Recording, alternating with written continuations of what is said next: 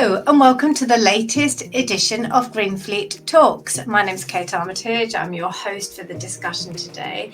And I'm delighted to be joined by Claire Cooper, who is UK Product Specialist at Flexis. Hi, Claire. Hi, Kate. Lovely to be here. Very happy to talk to you and talk about Flexis.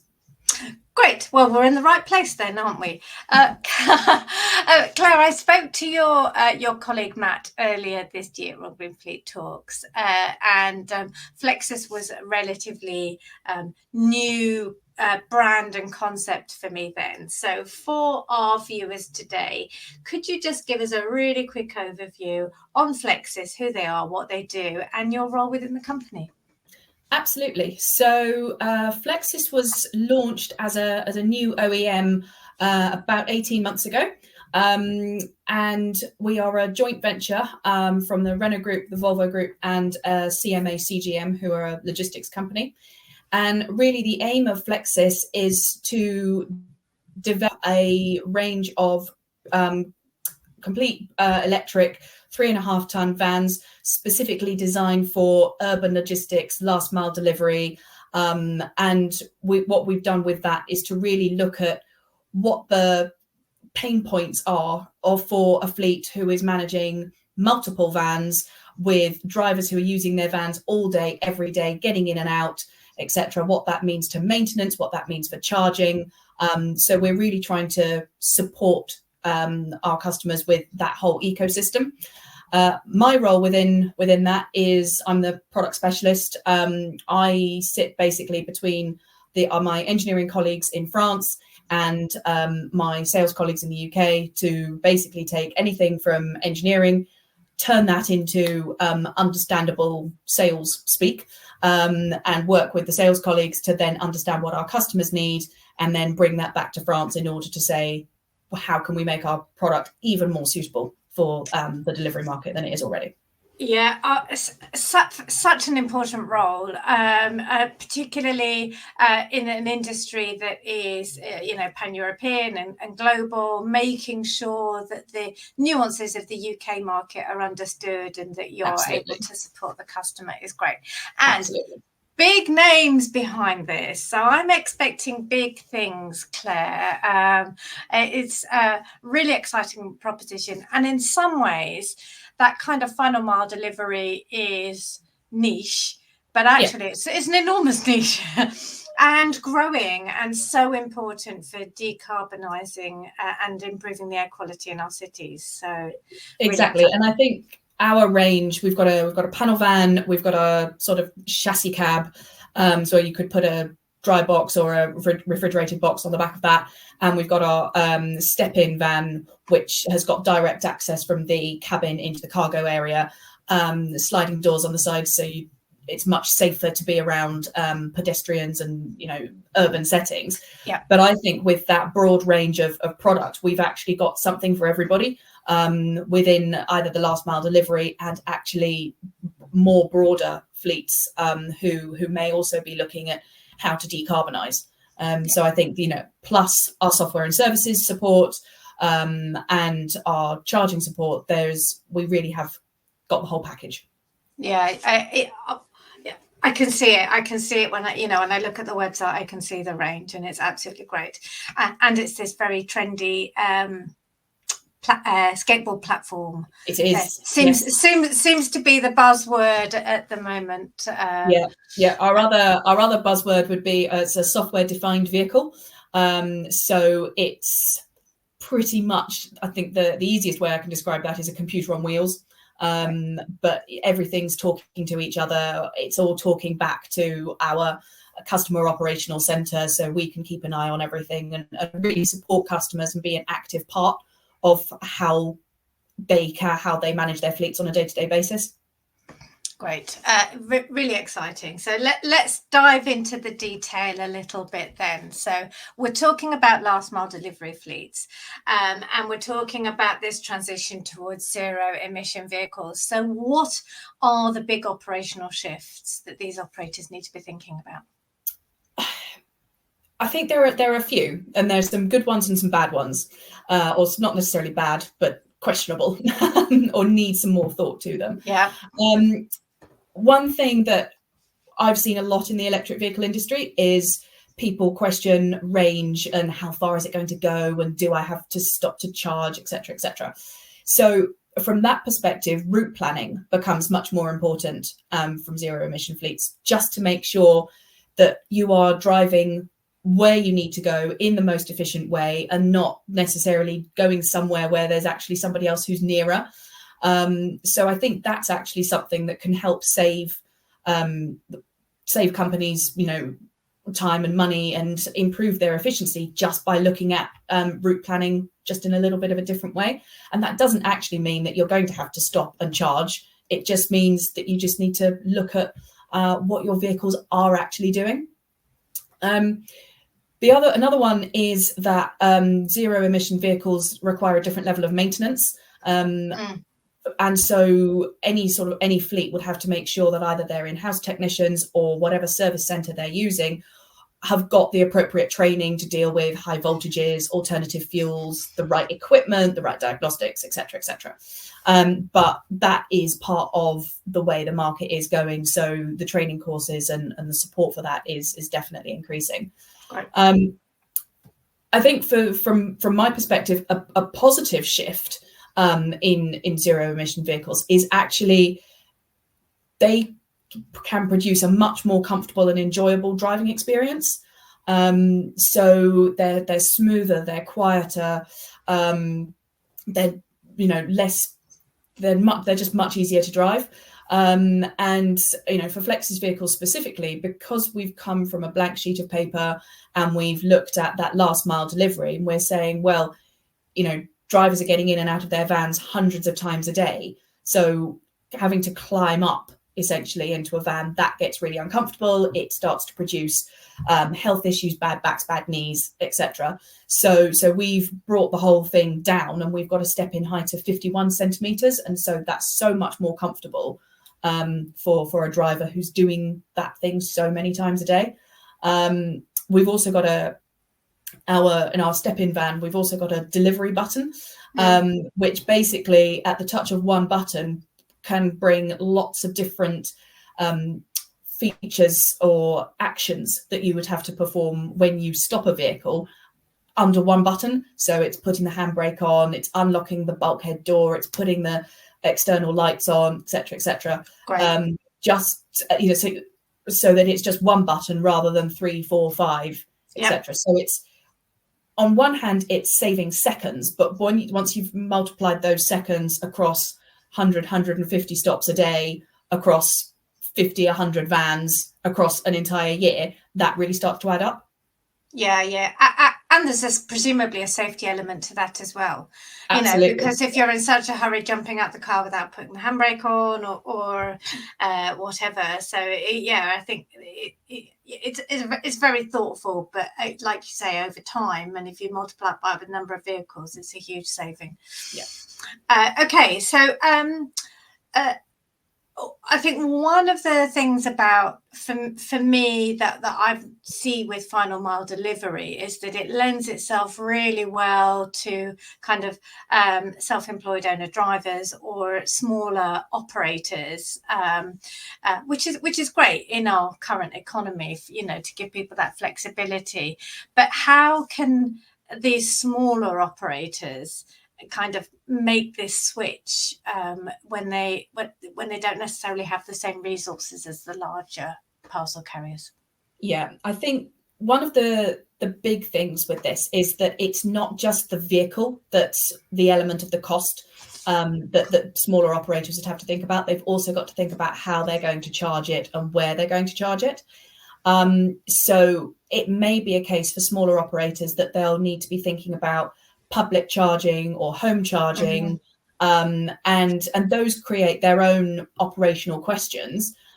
So smaller operators need to be supported with training and guidance, and you could do this, you could do that. It depends what's right for you. Every business is different. There's no one solution.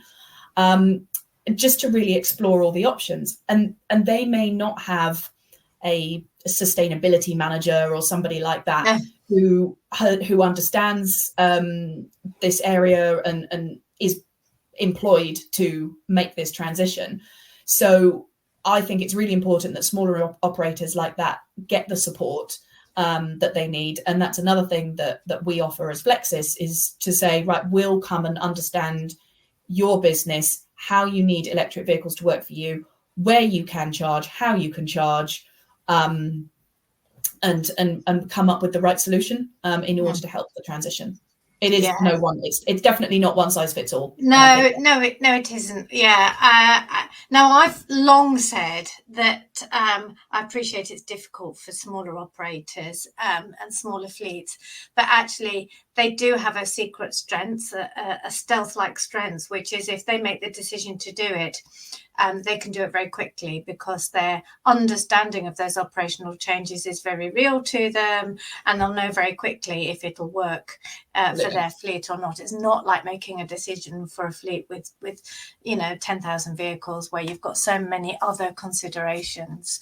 So it could be, and time will tell, that actually that these smaller operators are the ones who move quickly and stay competitive. And kind of on that theme of staying ahead of the game and kind of who the early winners will be. What you've touched on it a little bit, but talk to me a bit more about the role of the software and intelligence and how that can bring benefits. So pretty much over the next decade, LCVs will become much more like I was saying, sort of a computer, a smart device than a machine. And so we'll have updates, features, performance improvements coming from over-the-air updates rather than somebody going into a workshop and plugging in and doing things like that. The other interesting thing is that intelligence in the vehicle becomes predictive rather than reactive.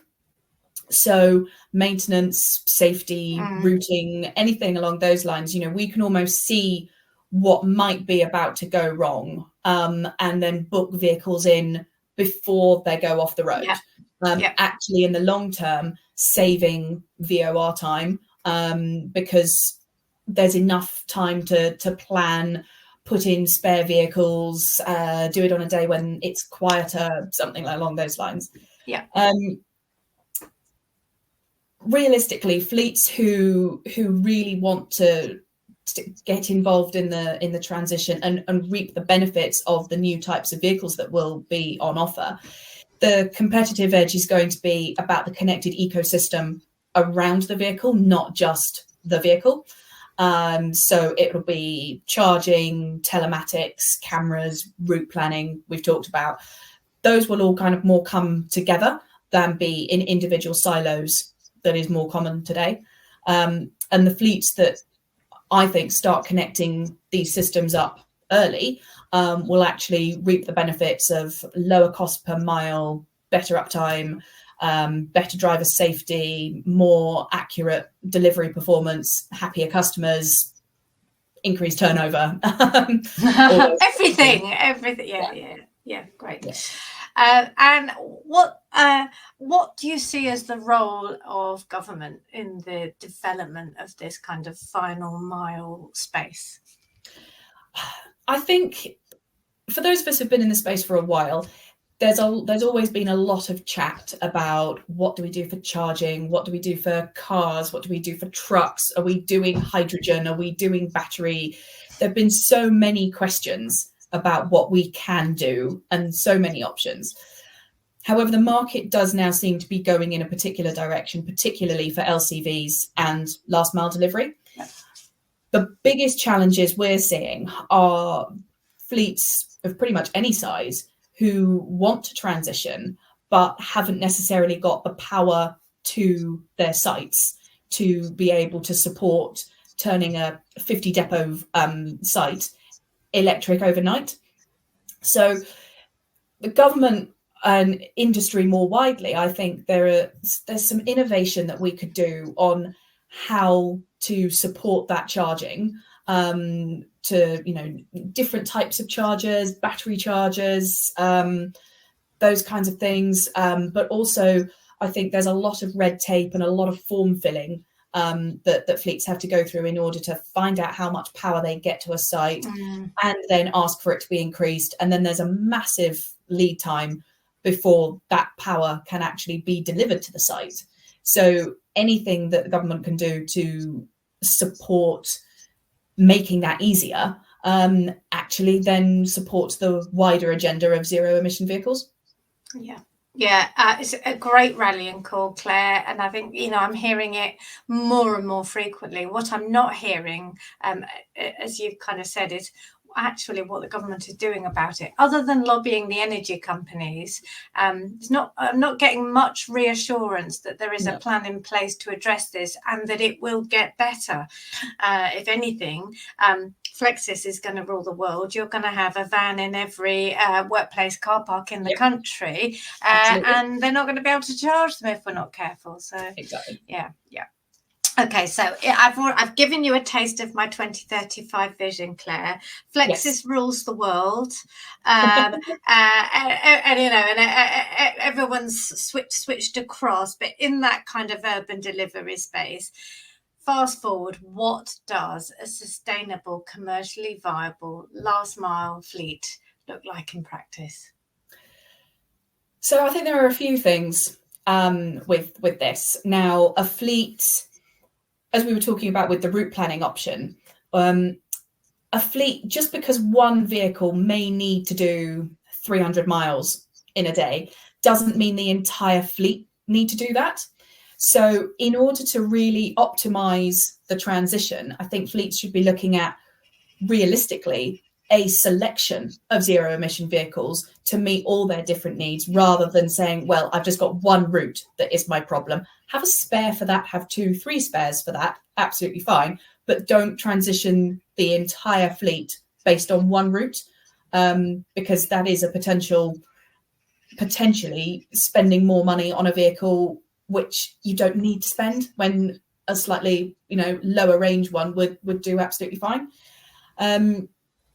Thinking about the energy picture a little bit more broadly, a depot might have solar panels on its roof, just to make them be a little bit self-sufficient, support with their charging systems, something along those lines. The data, as we've talked about, is also a really key element to the future. So there'll be insight into optimizing operations, developing driver training, and all of that will actually hopefully increase driver retention, because the vehicles are more comfortable to drive, drivers feel more supported by their fleets around them, and ultimately that sustainable, commercially viable fleet will be winning contracts from companies, because they can prove that they've made that transition to zero emission vehicles in a positive and efficient way. Claire, so I've noted down, there'll be no wasted miles. You'll be driving on free electricity in a fully maintained vehicle with zero tailpipe emissions. What more could you ask? It's the dream. Claire, your enthusiasm for this product and this sector is palpable, and I'd like to thank you very much for your insight today. Well, thank you, Kate. I've really enjoyed this. Good, thank you. Of course, thank you to Flexis for joining GreenFleet Talks, and thank you for watching. Please tune in to GF Television again soon.